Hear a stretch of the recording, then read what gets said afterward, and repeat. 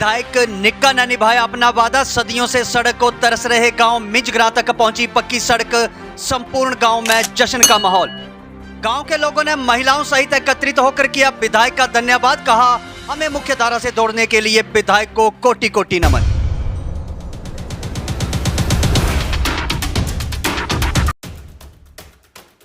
आज की बड़ी खबर नूरपुर विधानसभा के एक ऐसे गांव से जो सदियों से सड़क के लिए तरस रहा था, लेकिन अब वहां की तस्वीर बदल चुकी है। क्योंकि नूरपुर के विधायक रणबीर सिंह निक्का ने न सिर्फ लोगों की आवाज सुनी बल्कि उन्हें जमीन पर भी उतार कर दिखाया। मिंजगरा गांव तक पहुंच चुकी है पहली पक्की सड़क और इसके साथ ही गांव में उत्सव जैसा माहौल बन गया है। चलिए सीधे बढ़ते हैं आरके हिमाचल न्यूज पर रमन राणा की ताजा ग्राउंड रिपोर्ट की तरफ। नूरपुर विधानसभा का दूरदराज गांव मिंजगरा एक ऐसा गांव जो सड़क से करीब 2 किलोमीटर दूर स्थित है, जहां तक पहुंचना मतलब कच्चे, पथरीले और कीचड़ भरे रास्ते पर रोज एक नया संघर्ष। मरीजों को कंधे पर उठाकर सड़क तक ले जाना, स्कूली बच्चों का 2 किलोमीटर दूर तक बस तक पहुंचना और रोजमर्रा का घर का सामान लाना, इस गांव का हर एक कदम मुश्किलों से भरा हुआ करता था। लेकिन इस गांव की किस्मत तब बदली जब चुनावों के दौरान विधायक रणबीर सिंह निक्का ने यहां पैदल पहुंचकर 40 से ज्यादा घरों के दरवाजे खुद खटखटाए, लोगों से मिले, उनकी समस्याएं सुनी और फिर उनके सामने एक वादा भी किया कि अगर चुनाव जीत कर आया तो सड़क सबसे पहले तुम्हारे ही गांव में पहुंचेगी। और आज लगभग 3 साल बाद वही वादा हकीकत में बदल चुका है। करीब 2 किलोमीटर लंबी पक्की सड़क बनकर तैयार है। जैसे ही पहली बार लोगों की गाड़ियां इस सड़क से होते हुए उनके घरों तक पहुंची तो गांव में खुशी की लहर दौड़ गई। महिलाएं, बुजुर्ग, युवा सभी दर्जनों की संख्या में इकट्ठे हुए और विधायक रणबीर सिंह निक्का का मीडिया के माध्यम से धन्यवाद किया। गांव की महिलाओं ने कहा कि साहब, ये सड़क हमारे लिए सिर्फ रास्ता नहीं बल्कि जीवन बदलने वाला कदम है। पंचायत उप प्रधान सुदर्शन सिंह ने कहा कि निक्का साहब ने हमारे गांव को सिर्फ सड़क ही नहीं दी बल्कि हमें मुख्य धारा से जोड़ा है। इसके अलावा एक छोटा रास्ता भी बनाकर बाकी घरों तक भी सुविधा पहुंचाई गई है। उन्होंने आगे बताया कि गांव में पेयजल की पाइपलाइन की ब्लॉकिंग की वजह से गांव में पानी की भी भारी समस्या चल रही थी, लेकिन विधायक ने नई पाइप लगवाकर इस समस्या का पूरी तरह से समाधान कर दिया है। साथ ही गांव में ट्यूबवेल का काम भी तेजी से चल रहा है, जिससे आने वाले समय में पानी की दिक्कत पूरी तरह से खत्म हो जाएगी। मतलब साफ है कि विधायक निक्का ने यह साबित कर दिया है कि वह सिर्फ वादे ही नहीं करते बल्कि पैदल गांव-गांव तक पहुंचकर लोगों की तकलीफें समझते हैं और फिर उसे जमीनी समाधान तक भी लेकर जाते हैं। मिंजगरा की सड़क इस बात का ताजा उदाहरण है, जहां लोगों ने दशकों तक इंतजार किया, लेकिन समाधान तब मिला जब विधायक ने खुद आगे रहकर इस प्रोजेक्ट को प्राथमिकता दी थी। मिंजगरा गांव में सड़क पहुंचने के साथ ही विकास का एक नया अध्याय शुरू हो चुका है। लोगों की मुश्किलें कम हुई हैं और सबसे बबड़ी बात यह है कि विधायक रणबीर सिंह निक्का ने साबित कर दिया कि जनता से किया गया वादा निभाना ही असली राजनीति है। धन्यवाद है निक्के साहब का, जिन्हें सारा रोड बनाया, बड़ा अच्छा साके खुशी हुई है इस बनाने से। पैपा साके आई गई, सब कुछ सारा काम बिल्कुल ठीक ठाक होया। धन्यवाद। बनी सड़क तो बहुत खुश है, निक्का जी का बहुत बहुत धन्यवाद करते हैं। ठीक है। और हम मिंजगरा से हैं और हम स्पेशल थैंक्स करते हैं हमारे एमएलए मिस्टर रणबीर सिंह निक्का जी का, जो उन्होंने हमारी जो सड़क बनाई है ना, तो आज तक कभी किसी ने मतलब जितने भी एमएलए बने हैं हमारा ये सुधार नहीं हुआ ना। उन्होंने हमें पानी के लिए पाइप्स दी हैं और सड़क बनाई है, हम उनका तहे दिल से धन्यवाद करते हैं। Thank you. हाँ जी, नमस्कार, मेरा नाम सुमन है, मैं मिंजगरा से हूँ और मैं निक्का भाई जी का धन्यवाद करती हूँ जो हमारे एमएलए हैं, क्योंकि हमारा जो गांव है मिंजगरा है ना, तो उसका सुधार हुआ है। जो सड़क बनी है ना, तो आने जाने की बहुत दिक्कत होती थी हमें, लेकिन अब हम बहुत खुश है। सारा जो हमारा गांव है बहुत ही खुश है। और दूसरा जो पानी की समस्या थी वो भी अब मतलब उसका भी सुधार हो गया है। पानी भी जो पाइपें थी हमारी ब्लॉक पड़ी थी कब से है ना, पानी नहीं आता था गांव में, तो वो पाइपें भी हमें मिली हैं और हमारे गांव तक पानी भी आ रहा है। तो मैं सारे गाँव वासियों की तरफ से उनका धन्यवाद। मैं सबसे पहले धन्यवाद करती हूँ निक्का जी का, जिन्होंने हमारी सड़क का इतना अच्छा काम किया है। क्योंकि यहाँ पर हमारे बच्चे स्कूल को जाते थे, बहुत दिक्कत होती थी। और जो हमारे कभी बुज़ुर्ग या कोई भी बीमार होता था, एम्बुलेंस यहाँ तक नहीं पहुँच पाती थी, अब वो भी यहाँ तक पहुँच जाएगी घर घर तक। धन्यवाद। प्रधान जी नमस्कार। काफी सारे गांव के लोग आज यहाँ एकत्रित है, बहुत खुश सभी दिखाई दे रहे हैं, क्या कारण है, क्या कुछ कहना चाहेंगे आप? हाँ जी नमस्कार, मैं सुदर्शन सिंह, उप प्रधान ग्राम पंचायत मिंजगरा। हम इसलिए खुश हैं कि हमारा जो सड़क है, हमारी पक्की सड़क बन गई। सभी गाँववासी खुश है क्योंकि बहुत दिक्कत का सामना करना पड़ता है। जब मैं 2016 में बना उप प्रधान, तो तब से मेरे दिमाग में ये चीज़ थी कि लोगों को कभी कोई बीमार पड़ जाता था तो लगभग 2 किलोमीटर उनको हम कंधे पे उठा के या पालकी का कोई इंतजाम करके वहाँ पहुँचाते थे। स्कूल के बच्चे हमारे सुबह सुबह स्कूल जाते थे तो बड़ी दिक्कत आती थी, कच्चा रास्ता, खेतों से निकल के जाते थे तो स्कूल तक पहुँचते तो उनकी जो यूनिफॉर्म है वो भी ख़राब हो जाती थी। तो सुबह जाना, शाम को लेने जाना, तो बहुत दिक्कत का सामना करना पड़ता था। तो उसी समय से हम हमारे दिमाग में ये चीज़ चल रही थी कि हमने इस सड़क को पक्का बनाना है। इसके लिए काफ़ी कोशिश की, काफ़ी विभाग का भी सहयोग मिला और लास्ट में जो हमारे विधायक रणवीर सिंह निक्का जी, उनका बहुत बहुत तहे दिल से मैं धन्यवाद करता हूँ कि उन्होंने ये हमारी जो सड़क है उसका पक्की सड़क करके हमारे लोगों को दी है, तो उसके लिए उनका बहुत बहुत धन्यवाद। तो और उसके साथ ही हमारा जो पानी की समस्या बहुत ज़्यादा चल रही है, जो ट्यूबवेल है हमारा, वहाँ पे भी काम चल रहा है। अब बहुत जल्दी वो भी हमें जो है ट्यूबवेल जो है चल पड़ेगा। वहाँ पे उसमें कोई प्रॉब्लम आ रही थी, वो अभी काम चल रहा है, ठीक हो जाएगा। और हमारी जहाँ के इस गांव की पाइप ब्लॉक थी लगभग पिछले साल से, जुलाई से, तो 400 मीटर जो पाइप है वो भी उन्होंने दी हमें। अब हमारे घरों में पानी आ रहा है, पानी पीछे से कम है लेकिन हमें उम्मीद है कि जब ये हमारा ट्यूबवेल चलेगा तो पानी बढ़ जाएगा। और एक हमारा अभी रास्ते का काम अभी कंप्लीट हुआ है, वो भी हमारे विधायक जी ने हमें राशि दी थी, वो भी काम कंप्लीट हो चुका है। तो ये तो हो चुके हैं, इनके लिए उनका बहुत बहुत धन्यवाद।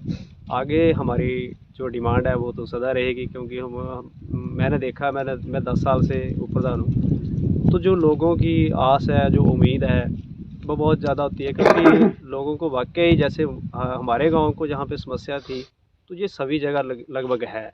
तो कुछ जो हमारे जो गांव के रास्ते हैं, जैसे हमारा एक रास्ता है हमारा, जैसे बोल ठाकरा में जो नीचे वाला जो ब्रै एरिया पड़ता है, वहाँ पे एक रास्ता है लगभग 1 किलोमीटर का। तो मैं आपके माध्यम से विधायक जी को ये संदेश देना चाहता हूँ कि वो भी हमने बनवाना है। उन लोगों को भी बहुत ज़्यादा पानी की और रास्ते की समस्या है। और एक हमारा मिंज ग्राम में हमारी जो बस्ती है, एससी बस्ती, वहाँ पे भी लगभग 60-70 घर हैं, तो वहाँ के भी लगभग 1-1.5 किलोमीटर जो रास्ता है वो हमें उन्होंने आश्वासन दिया है कि हम उसको भी बनाएंगे। हमें पूरी उम्मीद है कि वो करेंगे। और एक हमारा जो सड़क है मिंजग्रां से बासा बनोली, वो लगभग 2-2.5 किलोमीटर का जो गैप है उसमें, उसके लगभग हमारी जो 4-5 कंस्टिट्यूंसी विधानसभा है उनके सभी लोगों को उसका बहुत ज़्यादा बेनिफिट है। तो उसके लिए भी हम विधायक जी से, क्योंकि हम तो मांगने वाले हैं, वो देने वाले हैं, हम मांगने वाले हैं, हम बार बार डिमांड करेंगे उस चीज़ की, क्योंकि वहाँ पे भी बहुत ज़्यादा स्कूली बच्चों को, स्टाफ के लोगों को, आम जनता को बहुत ज़्यादा उस चीज़ की भी समस्या आ रही है। हमें विश्वास है कि वो भी बहुत जल्दी हो जाएगा और हम डिमांड भी करते हैं अपने विधायक जी से। और एक हमारा खुशीनगर टू बाया मिंजग्रां बेई फटियार, ये 2 विधानसभा क्षेत्र को ये रोड जोड़ता है और बीच में एक पुल का निर्माण हुआ और उसमें अभी तक जो अप्रोच वगैरह है पुल बन गया है, बाकी जो अप्रोचें लगनी है, जो उसको सुचारू रूप से चलना है, वो काम अभी तक बंद है। तो हमारी ये भी डिमांड रहेगी विधायक जी से कि उसके ऊपर भी हमें अपना आशीर्वाद दें, क्योंकि बहुत सारे जो लोग हैं, ये वाला जो रोड है ये हमारे गांव के लिए नहीं है, ये आम जनता के लिए उसका बेनिफिट है। तो ये भी हम चाहते हैं कि ये भी जल्दी जल्दी काम हो, क्योंकि हम तो मांगने वाले, हम तो सदा मांगते रहेंगे। और जो हो चुका है उसके लिए बहुत बहुत धन्यवाद उनका कि हमें जो है नर्क से निकाल दिया है। प्रधान जी, बात करेंगे इसी सड़क की, जिस तरह से आपने बताया कि पिछले जो है वो काफ़ी समय से संघर्ष आप इसके लिए कर रहे हैं। कितने जनसंख्या या कितने घर लगभग आपकी नज़र में हैं जिनको ये डायरेक्ट फ़ायदा जो है इस सड़क का मिल रहा है? लगभग इसमें 35-40 घर हैं। तो आबादी तो धीरे धीरे बढ़ गई है। 35-40 घर हैं, इनको काफ़ी समस्या सभी को थी, तो सभी को बेनिफिट हुआ है इस चीज़ का। और हमारे लोगों ने भी बढ़ चढ़ के सहयोग किया, सभी ने जो ज़मीनें दी। तो अगर लोगों ने ज़मीनें दे दी तो जो रोड जो है बन के तैयार हो चुका है। अब जो सदा रहेगा, ये एक दिन के लिए जो जुगों जुगों तक रहेगा ना। और इसमें लोगों का भी नाम रहेगा, और हमारे विधायक जी ने जिन्होंने ये रोड हमें बना के दिया, उनका भी तो बहुत बहुत धन्यवाद। थोड़ी सी प्रधान जी, एक चलते चलते एक और बात करेंगे, क्योंकि 10 साल का जो है वो आपका राजनीति में सफ़र रहा है, लंबा सफ़र 10 साल का रहा है। इस दौरान जो है, क्योंकि अब पंचायती चुनाव जो है वो भी सिर पर है, तो ऐसे में क्या कुछ आप कहना चाहेंगे कि इन 10 सालों के सफ़र में जो है वो किस तरह का संघर्ष आपने किया और क्या क्या उपलब्धियाँ जो हैं वो आपके द्वारा इस पंचायत में करवाई गई? देखो, मैं उपप्रधान होने के नाते जो लोगों की जो मेरे जब मैं इसमें आया था राजनीति में, मुझे कोई इसका नॉलेज नहीं था। लेकिन जब मैं आया इसमें, तो जब आगे बढ़ा थोड़ा थोड़ा, तो मुझे लगा कि इसमें क्या क्या चीज़ें ज़रूरी होती हैं। तो जितना मुझसे हो सका मैंने कोशिश की। हमारे जो प्रधान पिछले टर्नों में रहे हैं, लेडीज़ प्रधान थे, अब भी लेडीज़ हैं, काफ़ी सहयोग उनका भी मिला है। बाकी पंचायतों में हम देखते थे कि लोग बोलते थे कि प्रधान उप प्रधान की आपस में नहीं तालमेल मिलता है, लेकिन यहाँ पे मुझे पूरा सहयोग मिला है इनका। और हमने भी पूरी कोशिश की है। जिनकी पेंशनें लगने वाली थी उनको पेंशनें लगवाई, जिनके जो नाली गली रास्ते का काम था वो हमने करवाया है। तो जितना हम हो सके, क्योंकि हम कर रहे हैं लगभग, आप देख लो कि हमारे देश को आज़ाद हुए अब लगभग 78 साल हो गया ना। तो अभी तक लोगों को मेन जो समस्या है, मेन जो सुविधा मिलनी चाहिए रास्ते की, जहाँ से ही हर चीज़ की जो शुरुआत होती है, तो वो भी अभी तक नहीं है। तो कोशिश में लगे हुए हैं कि, क्योंकि इसके लिए बजट का प्रावधान भी चाहिए। हमारा तो विजन है, हमारा तो ड्रीम है कि ये होना चाहिए कि हर घर में हमारे जो है रास्ता बनना चाहिए। तो लेकिन कुछ बजट की समस्याएं आती हैं, तो इसकी वजह से थोड़ा, चलो हमने जितना भी हो सका कोशिश की है। और आगे हम उम्मीद करते हैं कि आगे से जो भी आएगा हमारा प्रतिनिधि, हम उसके साथ भी कंधे से कंधा मिला के चलेंगे, और हम अपना जो हमारी पंचायत है उसका हम अब बात करें अगर पंचायत के चुनावों की, तो क्या आपकी तरफ से रहेगा कि जो अभी अगले चुनाव हैं, क्या इनमें भी आप मैदान में उतरने वाले हैं? देखो, वो तो पब्लिक के ऊपर डिपेंड करता है। हम तो जो राजनीति में आता है वो एक सेवक होता है, वो सेवा करने के लिए आता है।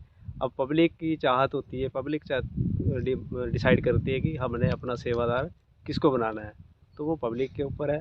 बाकी हम लगातार, जैसे हम पहले थे, लगातार हम काम करते रहेंगे। 10 साल की राजनीति है प्रधान जी, लंबा सफ़र है। अगर अगले पंचायत के चुनावों को भी नज़र में रखें, तो क्या एक ऐसा विकास का जो मेन ऐसा काम रहेगा जो कि पूरी पंचायत को लाभ देता हो?